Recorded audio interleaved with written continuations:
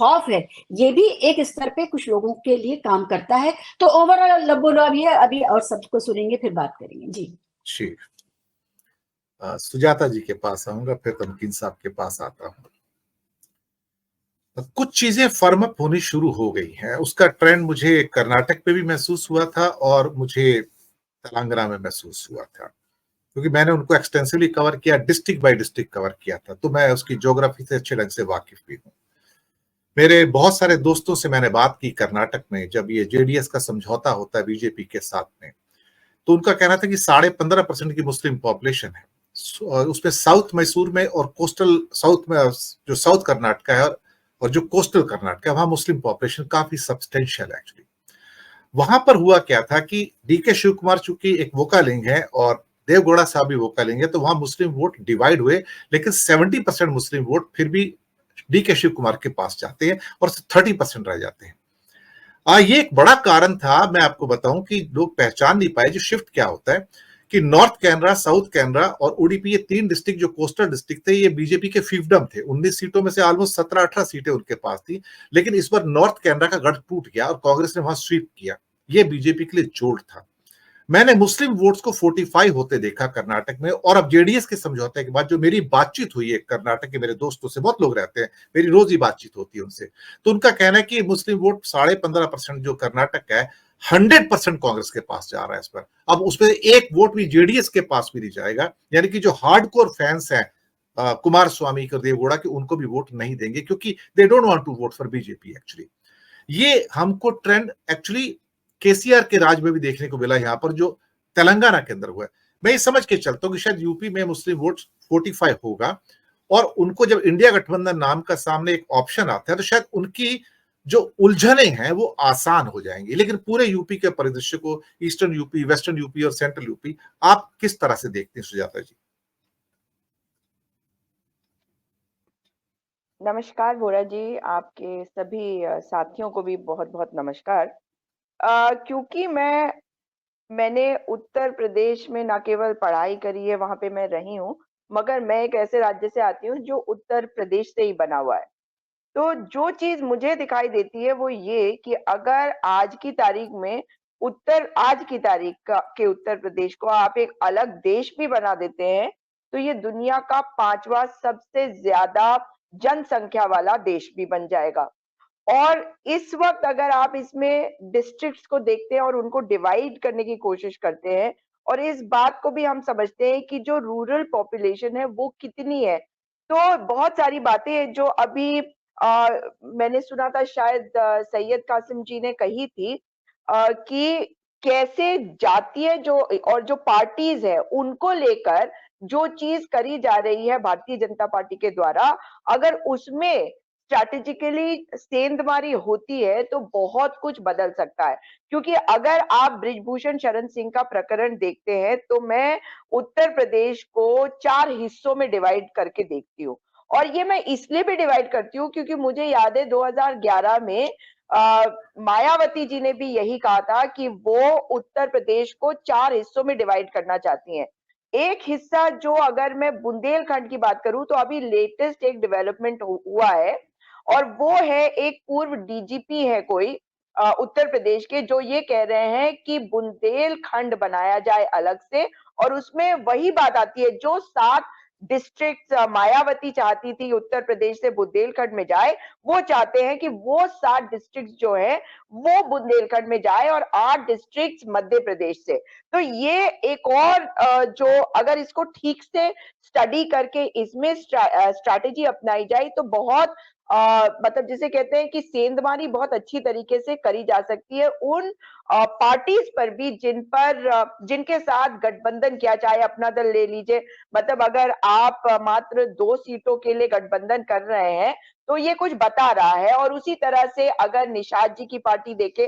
और अन्य ये जितनी छोटी छोटी पार्टीज है, क्योंकि जब कंसोलिडेशन होगा और इंडिया गठबंधन सामने आएगा, तो अगर आप 4 हिस्सों में इन्हें बांटते हैं, तो पूर्वांचल का जो हिस्सा है, जिसको बार बार कहा जाता था कि पूर्वांचल में जो डिस्ट्रिक्ट जाएंगे उधर की तरफ आप लखनऊ को इंक्लूड कर देंगे। इसका क्या मतलब है कि पूर्वांचल जो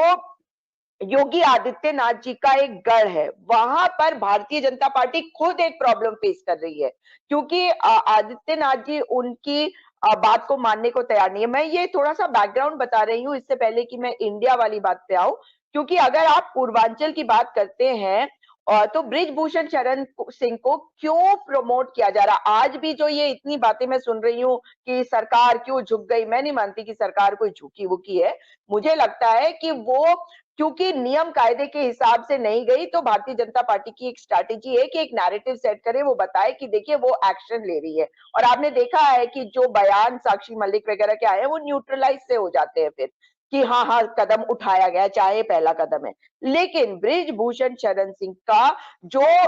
कई डिस्ट्रिक्ट्स है उन पे बहुत बड़ा होल्ड है, और बहुत सारी कॉन्स्टिट्यूएंसीज पे उनका जो होल्ड है, उसी कारण से उनको एक फेस, एक बाहुबली, अयोध्या के बहुत सारे ऐसे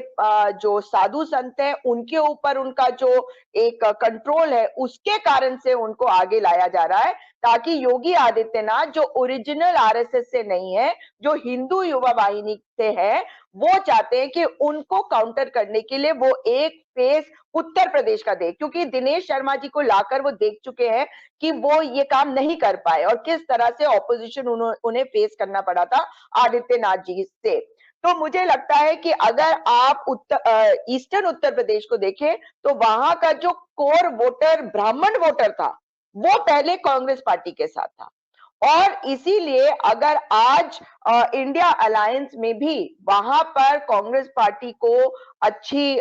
तरीके से आप प्रमोट करने को तैयार हो जाएंगे, समाजवादी पार्टी वगैरह इसमें सामने आके इस बात को कहेंगे कि हाँ भाई यहाँ पर उनको दीजिए, क्योंकि ब्राह्मण वोटर कभी भी समाजवादी पार्टी के साथ नहीं जाने वाला, चाहे वो कुछ भी कर ले। तो अगर इंडिया अलायंस के तहत कांग्रेस पार्टी को वहां पर आने दिया जाता है, कैंडिडेट्स खड़े करने दिए जाते हैं मजबूत, तो मुझे लगता है वहां पे फर्क हो सकता है। दूसरा रीजन जो है, अगर जैसे मैंने बुंदेलखंड की बात करी है, उनके जो इश्यूज है वो बहुत स्पेसिफिक बुंदेलखंड वाले इश्यूज है। बुंदेलखंडियों को हमेशा से ये लगता है कि उत्तर प्रदेश में उनकी आवाज हमेशा से दबी है, उनका जो कल्चर है वो हमेशा से दबा है। तो ये रीजन की बात मैं कर रही हूँ। और अगर आप देखते हैं वेस्टर्न यूपी, तो वेस्टर्न यूपी तो आप ये समझ लीजिए कि इस वक्त उसमें बड़ी दुविधा चल रही है। जाट वोटर्स जो है वो, हमने पिछली बार सोचा कि वो पूरे के पूरे अखिलेश के साथ आ जाएंगे या कांग्रेस पार्टी को भी कोई वोट देंगे, लेकिन उन्होंने जब वोट दिया तो उन्होंने भारतीय जनता पार्टी को वोट दिया। क्यों दिया उस पे मैं लास्ट में आऊंगी।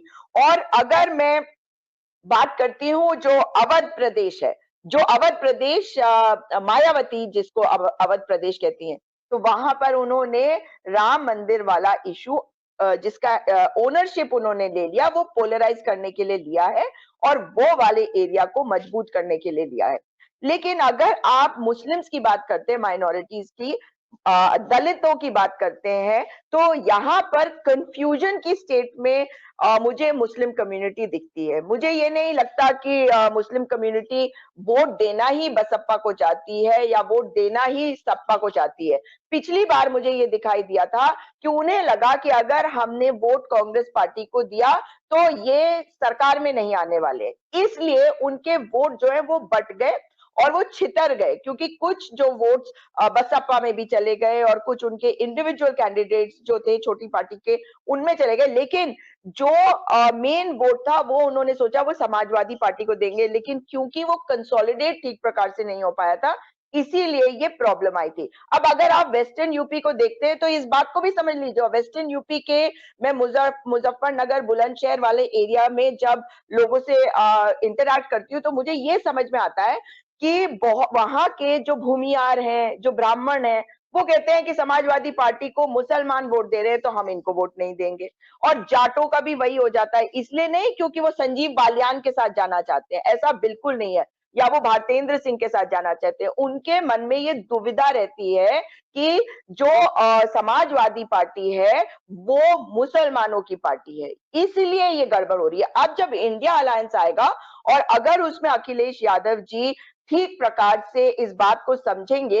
और इस चीज को नहीं सोचेंगे कि भाई केवल मेरे वर्चस्व की लड़ाई है। वर्चस्व की लड़ाई तो इस वक्त पूरे ऑपोजिशन की है, क्योंकि भारतीय जनता पार्टी के जेपी नड्डा जी तो ये साफ कर चुके हैं बिहार में जाकर कि छोटी पार्टियों को हमें खत्म करना है। छोटी पार्टी वो वाली तब तक जिंदा रहेगी जैसे अपना दल है या निषाद की पार्टी है, जब तक उनको लगता है कि ये हमारे फायदे की है। जिस दिन हमारे फायदे की नहीं होगी वो खत्म हो जाएगी। आखिरी में अगर हम बसपा की बात करते हैं तो बसपा जो है वो भी खुद एक कंफ्यूजन की स्टेट में है, और ये एक बहुत अच्छा जो मूव हुआ है बसपा की तरफ से, मुझे लगता है जो उन्होंने अपने भतीजे को अब आगे किया है, उस कारण जी से भी जो लोग हैं अब उनसे टूट कर हटेंगे। लेकिन कहाँ कंसोलिडेट होंगे वो मुझे नहीं लगता कि मैं इस स्टेज पे बिल्कुल क्लियरली इस बात को कह सकूंगी। इंडिया अलायंस को, हमारी अलायंस को ये सोचना पड़ेगा कि हम कौन से कैंडिडेट को कहाँ खड़ा करते हैं, उससे जी हमें फायदा हो सकता है। जी जी।